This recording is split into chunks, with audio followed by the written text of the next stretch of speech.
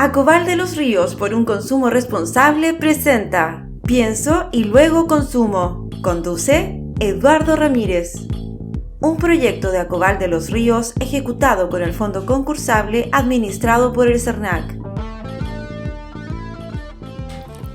Hola, ¿qué tal? Bienvenidas y bienvenidos al segundo episodio de Pienso y luego consumo, un podcast de Acobal de los Ríos por un consumo responsable, que es una iniciativa ejecutada con fondos provenientes del Fondo Concursable para Asociaciones de Consumidores que administra el CERNAC. Como ya saben ustedes, en nuestra segunda temporada hemos querido dar énfasis al sobreendeudamiento. Y por ello iremos abordando distintas dimensiones de este fenómeno que lamentablemente es parte de la vida de muchos de nosotros. Este video podcast se puede mirar a través de la señal de ATV Valdivia y en el canal latino de la Unión. También se puede escuchar en las radios El Conquistador de Valdivia, en la radio San José, en la radio Atractiva, en la radio Acústica, en la radio Pellín Folil y en la radio Austral y radio 1 Latina. Hoy nos acompaña Luis Castellanos Alvarenga, ¿sí? Psicólogo, académico, investigador. Bienvenido, Luis, y muchas gracias por participar de este espacio y haber tenido además la motivación de venir desde Temuco a ser parte de Pienso y luego consumo. Sí, muchas gracias, Eduardo. Un cordial saludo a la notable audiencia que nos acompaña en este día.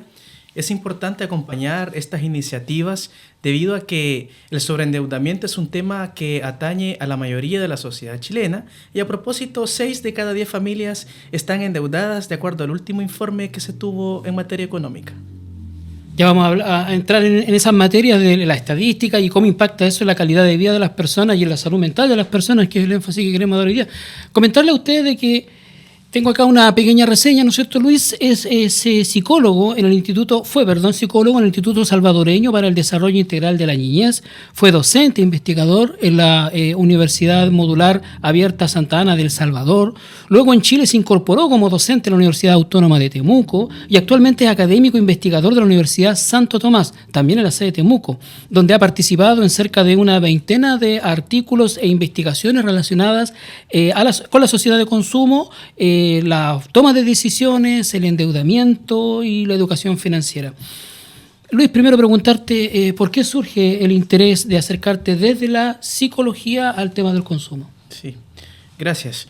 En realidad, el comportamiento humano es transversal a distintas disciplinas de ciencias sociales, ciencias humanísticas, y al respecto, las decisiones financieras no tienen que tener un solo enfoque desde la economía.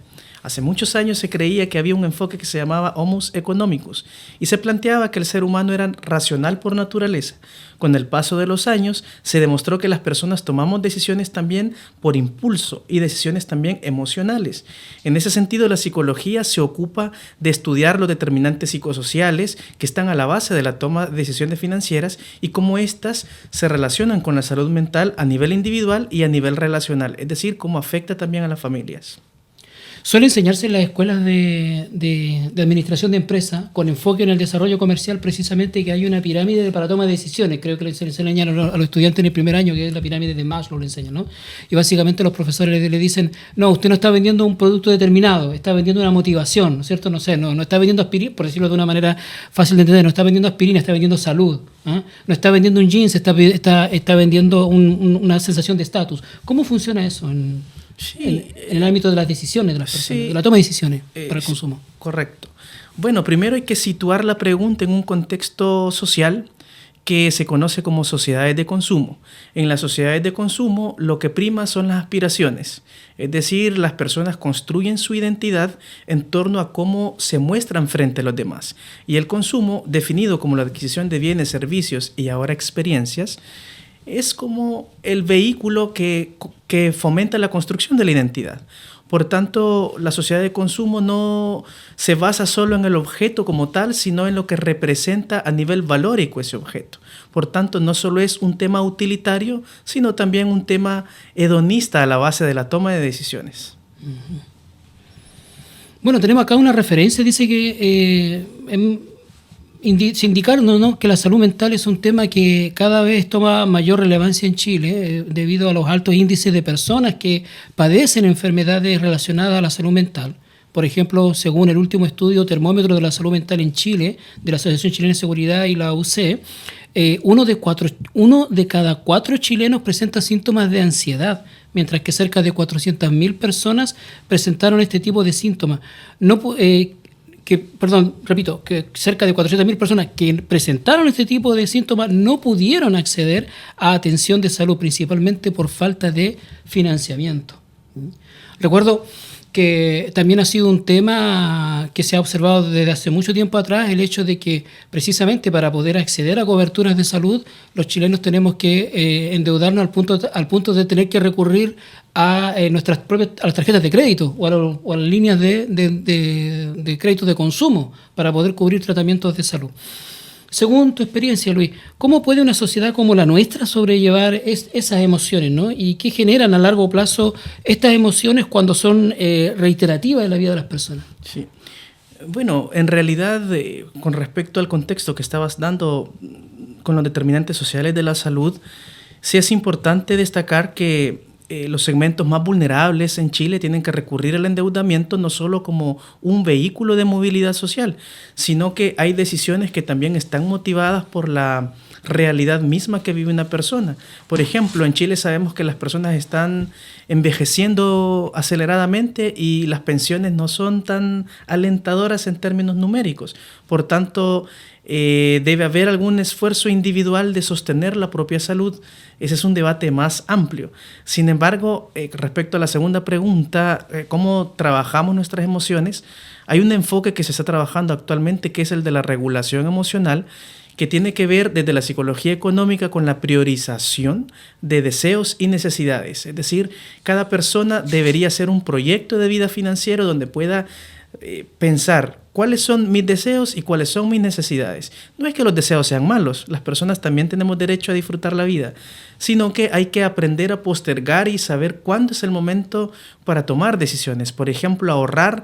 Hay muchas personas que yo escucho y dicen, mi prioridad es viajar. Está bien, la experiencia es válida, pero muchas veces en vez de pagar, por ejemplo, no sé, 1 millón de pesos por salir, se terminan pagando 3 millones en razón de que no se tuvo un ahorro como para poder cumplir ese deseo.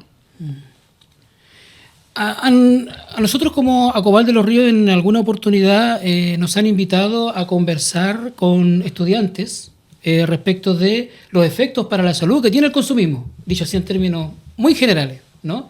Y nuestra primera aproximación al tema ha sido precisamente decir, ¿sabes qué? Fundamentalmente afecta a la salud y a la salud mental, pensamos nosotros, digamos, ¿no? Como una primera aproximación al tema. Pero, entonces, viéndonos al tema que hoy día nos convoca, que es el sobreendeudamiento, ¿no? ¿Cómo puede llegar a afectar a las personas a nivel psicológico, físico, social, el sobreendeudamiento? Bueno, hay que partir que la salud mental como un constructo que no se puede medir como variable observada directamente, sino que se infiere a partir de distintos indicadores como la ansiedad, los síntomas depresivos, el estrés y otras sintomatologías de salud mental, tienen causas múltiples. Si bien es cierto, el sobreendeudamiento puede ser un factor que explique parte de la variabilidad de estos fenómenos, también hay otros factores que están a la base de la salud mental. Sin embargo, el sobreendeudamiento sabemos que altera, por ejemplo, se ha documentado en la literatura, que afecta la autonomía. Es decir, una persona sobreendeudada tiene menos capacidad para alcanzar metas que aquella persona que no tiene el mismo nivel de sobreendeudamiento. Pero es bueno definir qué es el sobreendeudamiento. El sobreendeudamiento, de acuerdo a distintos organismos internacionales como el mismo Banco Mundial, tiene que ver, consiste más bien cuando una persona supera el 50% de su liquidez en el pago de compromisos económicos, ya sea deuda por tarjeta de crédito, crédito hipotecario, independientemente del tipo de deuda. Cuando una persona rebasa su 50% de liquidez, se considera que está sobreendeudada. ¿Y cómo está nuestra institucionalidad? Hay un tema ahí que ya lo mencionaba yo anteriormente, lo esbozaba, lo dejaba deslizar, ¿no? Que esta falta de cobertura en la salud pública al punto tal de que cuando tenemos un problema de salud tenemos que endeudarnos, ¿no es cierto? Recurrir a líneas de crédito o buscar un crédito de consumo para cubrir aquello y tal, ¿no es cierto? Entonces, según tu experiencia, las investigaciones, espacios de los que has participado, ¿cuán cerca o lejos se encuentran las políticas públicas en Latinoamérica y en Chile en particular para abordar de manera eficiente los efectos psicosociales del endeudamiento? Sí, esa es una excelente pregunta porque en la agenda pública, en la agenda gubernamental, en la agenda del sistema financiero, si bien es cierto, hay esfuerzos por desarrollar programas de educación financiera, se le presta poca atención a los efectos que tiene el sobreendeudamiento en la calidad de vida. Y la calidad de vida se operacionaliza en dos dimensiones. En una dimensión objetiva que tiene que ver con las condiciones materiales de vida y con una condición subjetiva que se conoce como bienestar subjetivo. Por tanto, en mi lectura y experiencia de la realidad, muy pocas veces se trabaja con las personas que están sobreendeudadas para orientarles en, por ejemplo, que realicen un plan para poder superar esas condiciones. Más bien, de acuerdo a lo que dije al principio, Chile es una sociedad donde cada quien tiene que defender su propio interés, es decir, es muy individualista y hay escasas políticas que fomenten que una persona logre salir del sobreendeudamiento. Es más bien una responsabilidad individual, concebida de esa manera. A ver, detengámonos un ratito ahí. Hay dispositivos de salud en el sistema de salud pública, ¿no es cierto? Qué sé yo, centros de salud familiar, qué sé yo, ¿no es cierto? Espacios en los que están especializados, algunos de ellos, no todos, algunos de ellos están especializados precisamente en atender necesidades o patologías de salud. Uh-huh. Y habitualmente, no sé, de lo que yo he alcanzado a observar, hay algunos que están dedicados al consumo problemático de alcohol o drogas, y otros que están dedicados a salud relacionados con cuadros de depresión, tal vez. Sabemos que existen, ¿cómo le llaman esto? Los grupos de apoyo mutuo, sí, etcétera. Pero nadie llega a esos espacios diciendo, porque el cuadro clínico es estoy sobreendeudado, ¿no? Llegamos ahí porque el cuadro clínico es depresión, ansiedad o algún otro trastorno mental, ¿no? Sí. Entonces, la observación que tú haces es de que no, en estos espacios o en esta institucionalidad no hay un enfoque hacia, por ejemplo, cuando el cuadro de ansiedad o el cuadro de depresión lo ha generado el sobreendeudamiento, para poder abordar ese problema de ordenarse, organizarse para poder salir de esa situación primero, ¿no? Claro. ¿Sí? Lo que ocurre es que, sí hay instituciones financieras que orientan a las personas a reestructurar su deuda. ¿Cuál es el problema? Tiene que ver con una política también de restricción a la deuda, y es una prevención, porque la prevención tiene 3 niveles: primaria, secundaria y terciaria. Si lo hablamos desde ahí, una persona que está sobreendeudada, estaremos en un nivel de prevención secundaria, es decir, buscar la manera que salga del sobreendeudamiento y posteriormente lograr que esta persona tenga unas finanzas saludables. Pero ¿qué ocurre? Básicamente, la reestructuración de la deuda muchas veces tiene que ver con el ingreso de la persona, y aquí viene otro debate a nivel de perfiles individuales, como lo repito. Si una persona tiene un ingreso mínimo y obtuvo una deuda no controlada, por ejemplo, de casas comerciales, deudas, no sé, del retail que se les conocen, muy probablemente sea más complejo salir porque está asfixiado financieramente y cae en esto que se conoce como DICOM. Uh-huh. Y esto también es un factor de exclusión financiera posterior, porque después no puede acceder a estos apalancamientos que le permitirían reestructurar su deuda, básicamente. Así. Bueno, vamos un poco a tu trayectoria y a tu línea de investigación. Ustedes hicieron o participaste de la investigación Jóvenes Chilenos, Satisfacción Vital, Valores Materiales, Actitudes hacia el Consumo y Endeudamiento, en la que participaste junto a Marianela de Negri y que investigó a 346 estudiantes de educación superior de nivel técnico en las comunas de Temuco y Angol. Cuéntanos un poquito sobre esa experiencia, sobre esa investigación, el origen, los objetivos, los principales logros, hallazgos de ese trabajo. Sí, esa investigación se enmarcó en la investigación doctoral que realicé en el Centro de Excelencia en Psicología Económica y del Consumo, que estaba en ese momento liderado por la doctora Marianela de Negri, que en paz descanse a propósito.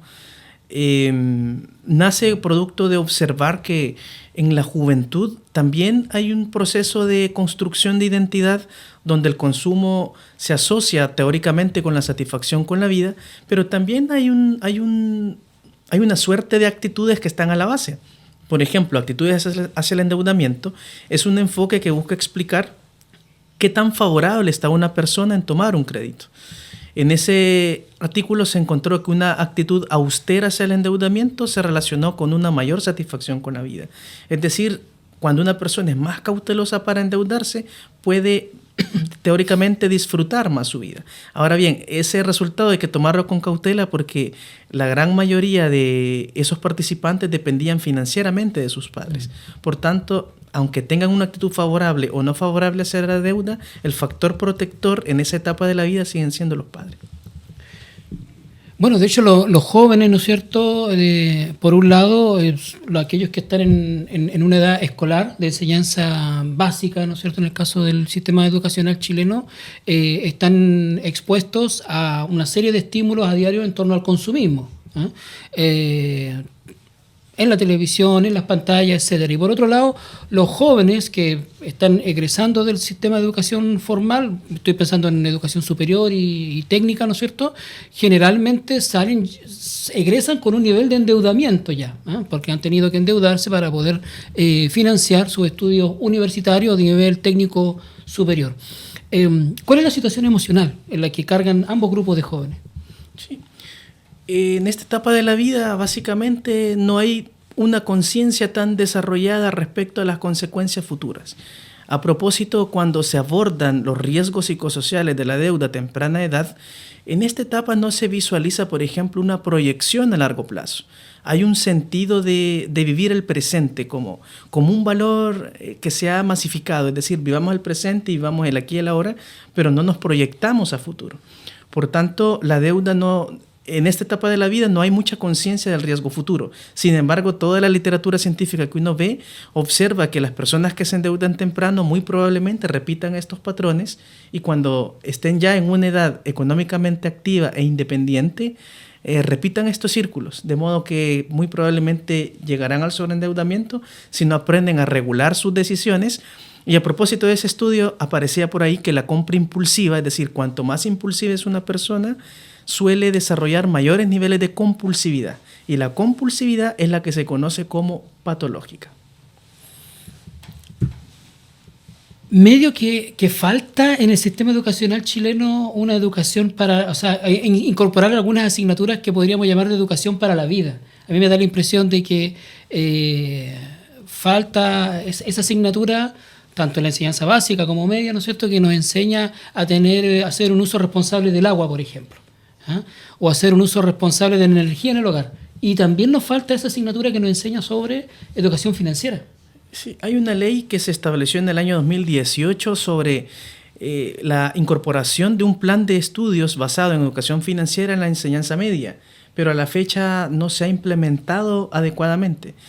Muy probablemente tiene que ver con la competencia o la capacidad más bien instalada en cada centro educacional. Si vemos el sistema público, igual está colapsado en términos de contratación, los recursos son limitados y probablemente eso sea parte de la explicación del por qué no se ha logrado incorporar esta estrategia en los colegios, por ejemplo. Sí comparto tu idea que es necesaria la educación financiera, pero no desde el enfoque solo tradicional, porque aprender a sacar una cuenta de cuánto voy a pagar de un CAE, eso en sí es muy racional, pero las decisiones que van antes de endeudarse no son totalmente racionales, son también emocionales. Correcto. Y forzadas también por una realidad, como lo dijiste, la salud, compromisos que hay que cumplir, etcétera. Claro, y la necesidad de integración social, digamos. Sí. Yo creo que en la base de toma de decisiones respecto del consumo, lo que podríamos llamar el consumo compulsivo, está la necesidad de sentirse integrado, ¿no? Yo recuerdo en mi época de estudiante que un tesista de sociología, amigo mío de toda la vida de Santiago, de la Universidad de Santiago, planteaba en su tesis una de tantas ideas fuerzas, ¿no es cierto?, de que en aquella época, se me va a caer el carnet, cuando estaban de moda los reproductores de MP3, él decía de que la necesidad compulsiva de la gente por tener el MP3 era la necesidad, sobre todo los sectores populares, era la necesidad de sentirse integrado. Para cerrar, ¿cuáles crees tú que serían las recomendaciones o estrategias que se podrían entregar a quienes nos ven, a quienes nos escuchan, respecto de cómo enfrentar el endeudamiento en caso de poder evitarlo? Sí. Claro, esa es una buena pregunta y la última frase que dijiste me parece muy pertinente en caso de poder enfrentarlo. Bueno, en primer lugar, para los jóvenes que empiezan su carrera profesional, que se están insertando a un trabajo, No les digo que la deuda sea totalmente mala, pero sí hay que saber tomar decisiones que permitan tomar una deuda que genere un beneficio, por ejemplo, un departamento, una casa o una herramienta de trabajo, no sé, un auto si es para ese fin, para productividad o para emprender, también es algo bueno. Ahora, lo importante aquí es que puedan definir un plan de vida financiero. Eso es fundamental porque hay que ponerse metas, es decir, hay que hacer un objetivo. Si de aquí a 5 años, por ejemplo, quieren ahorrar para, no sé, para un viaje, no sé, pueden hacerlo en menos tiempo, 3 años, pero que las decisiones no estén solo basadas en deudas, sino también que ustedes tengan recursos propios. Eso es importante. Y a nivel familiar, para aquellas personas que estén pasando por sobreendeudamiento, la invitación es a que busquen ayuda, aunque existan mínimas instancias, hay que buscar las asociaciones de consumidores. El mismo CERNAC, me imagino, de alguna manera tiene programas para ayudarle a la gente a orientarse. Hay cursos también que uno puede tomar gratuitos. De hecho, el CERNAC está teniendo un curso actualmente sobre educación financiera. La Universidad de Chile también tiene cursos de educación financiera. Más allá de lo tradicional, desde el punto de vista que aprendamos a tomar decisiones de manera informada, que eso es importante, pero también diferenciar entre necesidades y deseos, de modo que la calidad de vida sea mejor cada día. Estimado Luis, muchísimas gracias por tu tiempo, muchísimas gracias por este esfuerzo personal que has hecho de trasladarte desde la cercana y al mismo tiempo distante Temuco hasta acá para conversar con nosotros. ¿Algunas palabras al cierre? Sí, bueno, destacar que soy salvadoreño. El Salvador es un país pequeñito, pero que con mucho cariño he trabajado acá en Chile, me he insertado en la academia. Y esto que estoy haciendo en mi trayectoria académica también es un homenaje a mi mentora, la doctora Marianela de Negri. Como lo dije, ella falleció en el año 2022. Y este tema de la psicología económica es un legado que estoy tratando no solo como un homenaje a ella, sino también porque es una necesidad que sigue vigente en esta sociedad y hay que abordarla científica y humanamente. Luis, esperamos que esta sea la primera vez de otras. Hay tantos temas que seguramente que nos quedaron por tratar y esperamos tener la oportunidad de poder invitarte nuevamente para que podamos profundizar en estas temáticas. Queremos, agradecer la sintonía, agradecer la escucha de quienes están conectados hoy a la transmisión. Y dejarlos cordialmente invitados al siguiente episodio donde hablaremos con el abogado Dusan Gasik, quien es parte del equipo de Acobal de los Ríos y que nos va a introducir en los derechos de los consumidores financieros y en caso de vulneraciones a estos derechos que él ha llevado a tribunales. Así que muchísimas gracias, hasta pronto. Pienso y Luego Consumo es un proyecto de la Asociación de Consumidores y Usuarios Acobal de los Ríos, ejecutado con el fondo concursable administrado por el CERNAC. Las opiniones vertidas en este programa son de exclusiva responsabilidad de quienes las emiten y no representan necesariamente el pensamiento de Acobal de los Ríos. Conducción: Eduardo Ramírez. Producción periodística: Natalie Gilbert. Producción audiovisual y sonora: ATV Valdivia.